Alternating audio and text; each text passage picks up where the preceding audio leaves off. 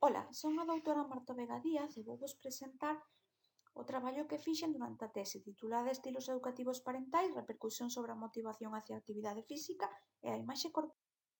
Sabíades que o xeito no que nos criaron decide mesmo agora de adultos se temos ganas ou non de facer exercicio e como nos vemos fisicamente? Pois en 3 minutos explico iso. En todo empeza cos estilos educativos parentais, que son a forma na que os pais nos educan por medio do cariño, da hostilidade e agresión, da indiferenza, o rexeitamento e mailo control. Temos a variable de motivación. Por parte dos pais, cando nos sentimos apoiados e libres para decidir, aumentan as ganas de facer exercicio, pero se nos presionan, esas ganas desaparecen. Existen 3 tipos de motivación: a intrínseca, en donde se fai exercicio porque se disfruta; a extrínseca, porque queremos obter un agasallo; e a motivación, en donde non se fai porque consideramos que non serve para nada. Os pais poden cortar as ás para que os fillos sintan motivación hacia a actividade física ou ao contrario. Pensade nun pai cariñoso. Estos animan, escoitan e celebran os progresos dos nenos. Dirían frases como alégrome de verte disfrutar movéndote ou cada vez falo mellor, xerando maior motivación intrínseca.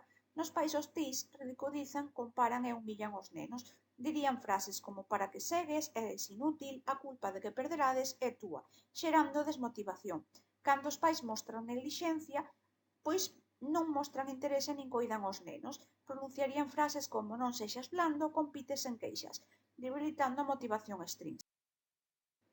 Os pais que manifestan rexeitamento comparan constantemente os fillos con outras persoas. Dirían calquera dos teus amigos faino mellor, debilitando a motivación intrínseca. E os pais controladores impoñen as decisións, non deixan escoller. Verbalizarían farás o deporte porque o digo eu, xerando a motivación. Pero as palabras maternas e paternas tamén influen na forma en que vemos o noso corpo. Pensade nunha situación de WhatsApp. Un voso fillo escríbevos: estou preocupado polo meu físico. Pois un pai cariñoso aprobaría o corpo do fillo e diríalle: o teu corpo é saudable, o importante é que te sintas feliz con el, aumentando a satisfacción corporal do neno.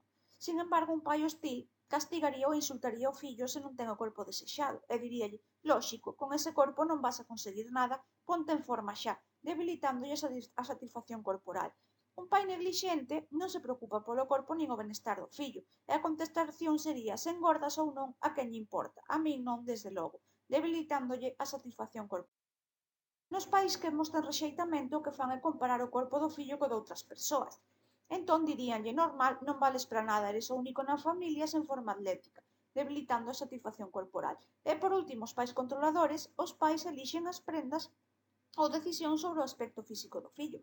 Poderíanlle dicir: con ese corpo, esa non será a roupa que levarás, faite ver gordo, debilitándolle ao neno a satisfacción corporal.